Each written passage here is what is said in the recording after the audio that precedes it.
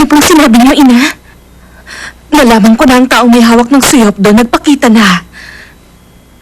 Ibabalik niya raw sa hari yung suyopdo at ang hari ang nais niyang makatagpo. Tinanong mo ang tungkol sa suyopdo, hindi ba? Ano pang nalalaman mo tungkol doon, anak? Wala na po, Ina.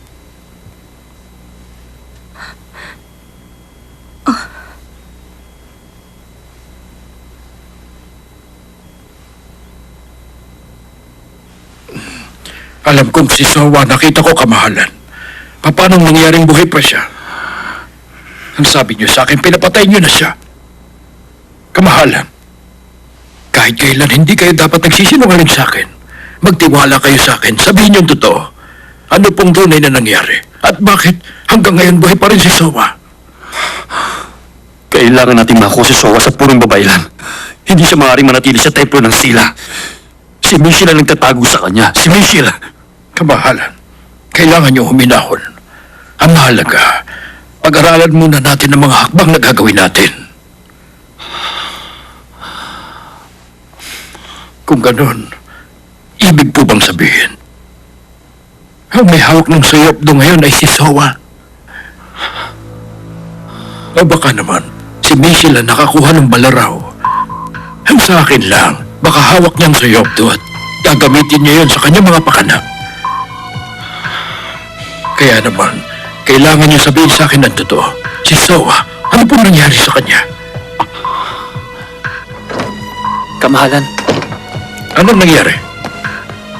ang punong babaylan po. Dinala na yung babae kanina sa templo. Yung pong babae, sino po siya?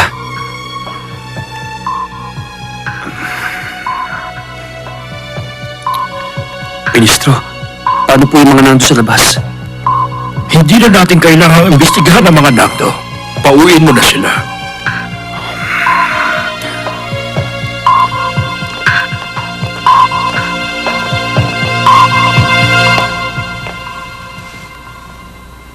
Lumakad siya palapit sa mahal na hari. Gano'n na nga. Wala siya sa matinong pag-iisip pero mahusay siyang tumakas sa kanilang silid. At para bang kabisado niya ang daan. Hindi kaya, ano?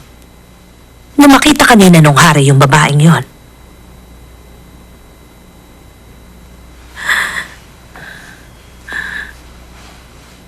Mapanganib sa'yo ang lumabas ng templo.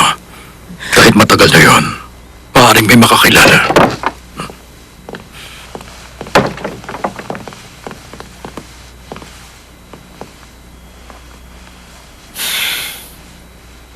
Hindi na to dapat magpatuloy pa.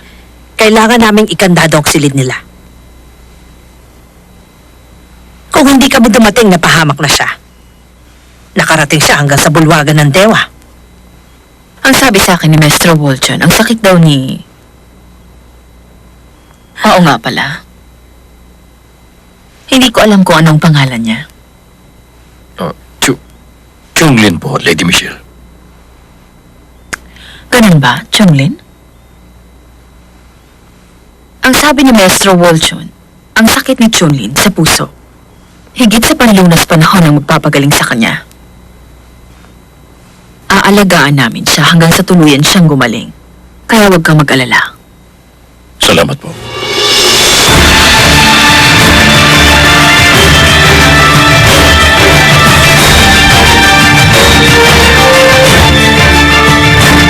Ang batang ng suyopdo nagbalik na ng sila upang alamin kung sino siya. Totoo. Anong totoo? Ang batang may katulad kong balat sa likod ng tenga. Dapat. Baka mabigla ka sa sasabihin ko. Ang mga katangiang yan, tinuturong lahat kay Dokman. Babae ka, no? Hindi ba? Umamin ka.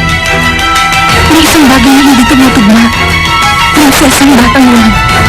Samantalang, lalaki si Dokman. Lucy, ba't ganun ka? Yusin, magsalita ka. Alam niyo ba, Yusin, babae ako.